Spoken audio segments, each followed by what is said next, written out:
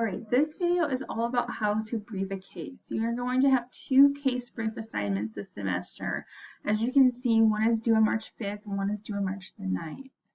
Or it might be March the 7th and March the 11th. I changed the due dates from Fridays to Sundays. These are going to be due at 11:59 on those nights. And a case brief has a pretty strict format. So your briefs need to be 1 page. It is a brief, it should be short. And if you go over, you will be marked down. If you don't reach 1 full page, you will also be marked down. This needs to be exactly 1 page with the exact formatting identified on the page below. You're going to need to use complete grammar, complete sentences and proper grammar. This is kind of a professional type of writing. This is almost like a report that you would give to your boss, so you need to treat it as such when you write it. So all briefs need to be typed in single-spaced. I expect 12-point font and 1-inch margins. If your paper looks a little funky, I will download it and double check. And you need to proofread these. If you do not proofread and I see a bunch of mistakes, I will mark down for that as well. This is a reminder of the plagiarism statement. Cases do exist online. You cannot find one and just resubmit it. That is exact plagiarism and there will be consequences. Further, even though we are talking about legal ideas and legal principles in these, you need to restate everything in your own words. You should not quote at all. There should not be a single quotation.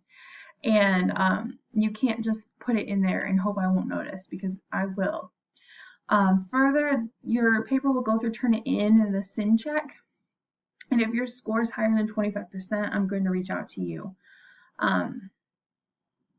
So this next part is the how-to. This should be your guideline for getting a good grade. These are the exact instructions I want you to follow. I want you to identify yourself on the upper left. Then you need to write a caption. This is going to be in the center of the page. The first is the name of the case, then the citation, and the name of the justice who authored the opinion, all centered in the center of the page.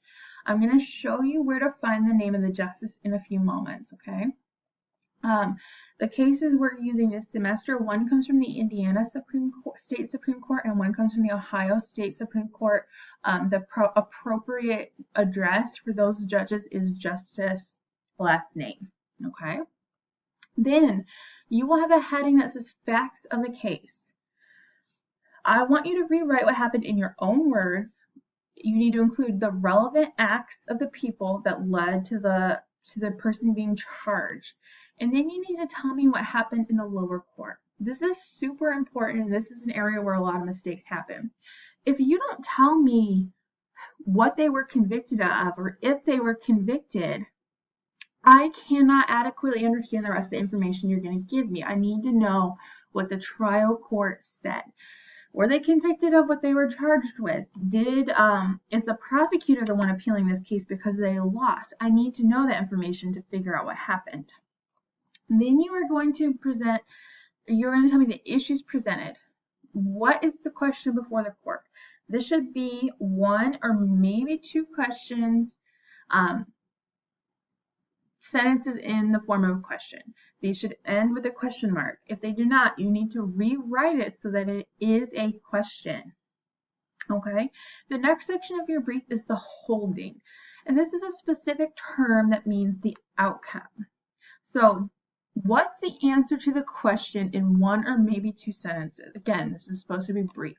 So if the question was, did forcing Caitlin Scholl to unlock her iPhone, which produced incriminating information, violate her rights, her Fourth Amendment rights, your answer might be yes. The actions of law enforcement violated the defendant's rights. Just 1 sentence, okay? Now, we're going to get to this. The last section of your brief is the reasoning. This is all of the explanation for the outcome. This should be the longest part of your brief, and if it is not, you will have points deducted. This is where you explain the reason behind the decision. What is the rule of law and how does it affect these people? Do not quote, you need to summarize, and this should be the longest. One thing that a strong writer can do here is look back at their facts section. In the facts you're talking about up here, you should be talking about again down here. So if you told me that officers executed a search warrant 5 days after it was issued by the magistrate, up here in the facts, you need to tell me why that's important down here when you're explaining the outcome to me. So that's an important issue because the warrant is probably stale, or we're evaluating whether or not the warrant is stale. Okay, so that's how you should be structuring your brief. Now, I have a list of don'ts as well. These are things that I should not see in your brief. I should not see a quote. I should not see outside sources, and those should not be quoted. The only source for this assignment is the actual brief, or the actual opinion. Do not include your own opinion. I don't want to know if you think that the law enforcement did the right thing. I don't want to know if you think the defendant is a horrible person. None of those things are relevant to the law. You cannot choose your own case. I have assigned 2 specific cases to everyone. Now, this is kind of just an example of the formatting. Now, this is a United States Supreme Court case, and we're working with state laws. So this is a constitutional case, not a criminal case. But this is Obergefell versus Hodges, which was the case that legalized same-sex marriage across the country. And this is what it looks like. This case is extremely long, so there are more than one question, but in yours will be shorter. But this is just kind of what I expect to see if this were one full page. Now, I want to take you into an Indiana Supreme Court case and show you around, okay? So this is the front page of this case. As you can see, it tells us right up front, we have the seal, and that this is the Indiana Supreme Court. Now, the next thing that we're going to see, which is super duper important, is this number right here, Supreme Court case number 18S-CR-595. This is the case citation.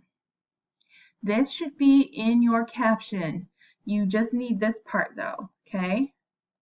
You just need the numbers. So the caption for this case will look something. I'll show you the caption one moment. The next thing I want to show you before we move on. Now, this part of the brief, you don't need to understand or read. This tells you what happened in the trial court or an appellate court if, on these earlier levels. We don't need to know that. We just need to know what the Indiana Supreme Court did. So you skip over this part. I don't want to see any of this information. The judge is not Stephen Nation, okay? What I want to see is who wrote this opinion on the Indiana Supreme Court. And that is always here, opinion by Chief Justice Rush. And then it notes that Justices David and Goff concur, Justice Massa dissents, and Justice Slaughter joins in part. And then this is reaffirmed down here where it says Rush, Chief Justice. This is the name of the person who wrote this case, okay? So when we're doing our assignment, we want to turn this into the information we need for our caption. You can see I have my name and my class, and over here, COV Indiana, okay? Let's jump back in here. So last name versus Indiana. I have my case number and I have the name of the justice, okay? And they are all centered right here. COV Indiana, case number, Chief Justice Rush, okay? When I write my briefs, I like to have my headings already plotted out for me. That way I can just plug in the information in my own words as I go. Now, something else I want to show you about these cases are, especially for Indiana, Ohio's are a little not quite as clear, but the Indiana Supreme Court almost always writes with headings. Okay, this is helpful. This tells you right here the facts and procedural history. So your first paragraph or your first short section is all going to come out of this heading, okay? So this is not the case we're doing. So Kate, she went to the detective. They completed a forensic download and returned it to her. They then began receiving messages. They believed they were using an app to hide their phone number, and so they started an investigation. They took possession of the iPhone, and then at some point they made her unlock the iPhone so that they could search it. This is a constitutional issue. Did it violate her rights against search and seizure and self-incrimination as well? So we see down here that the trial court made her unlock the phone, and she has appealed the trial court's determination. So she has not been convicted. So that's your procedural history. She's appealing the trial court's order. You can just say that, and that's sufficient. Then the Supreme Court tells us what standard they're going to use, and then they have their discussion and their decision. Okay.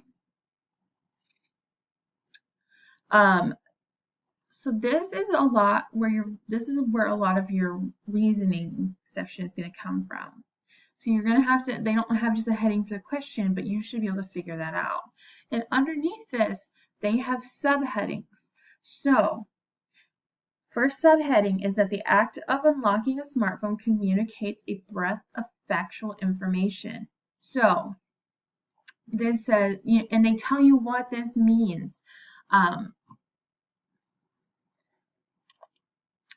That giving her smartphone that she knows the password, that there are files, and that they are in possession of those files. So those are Fifth Amendment things that can incriminate you, and that's an issue. And up here we also see the question. This is the question. CO argues that the state by is requiring her to assist in the. You could summarize this by saying CO contends that the state has forced her to violate her right against self-incrimination, or has the state forced CO to violate, ? And then right here, we see our answer. We agree with CO. So your answer is yes. Requiring her to unlock her smartphone violated her Fifth Amendment rights. So that's your next two sections. Then you're going to spend your reasoning highlighting why. So you should be talking something about the unlocked smartphone, and then as we keep going, there's a lot here. We see that there's no exception to the constitutional rights. So that tells us at the end, her constitutional rights were violated, and then the court goes on to explain why, addressing the United States Supreme Court, and then they will tell you the remedy. And then at the end, there's a nice little conclusion to these cases explaining what's going on. So if we were to jump back over here,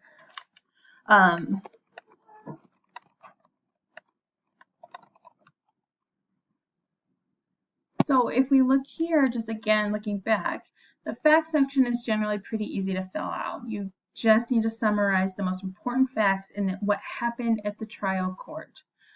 So here, CO was ordered to unlock her smartphone. She contends that violates her right and has appealed the judicial order.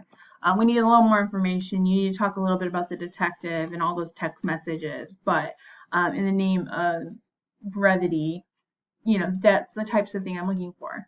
Issues presented. Did the state forcing CO to unlock her phone violate her right against self-incrimination? One sentence in the form of a question. And the answer is, and then my holding is yes, requiring her to unlock her smartphone violated CO's constitutional right. And then the reasoning, this will be the longest section. And you're going to address all those headings and subheadings that are relevant to your issue and your outcome. So you need to explain to me why ordering her to unlock her smartphone violated her constitutional right for this case.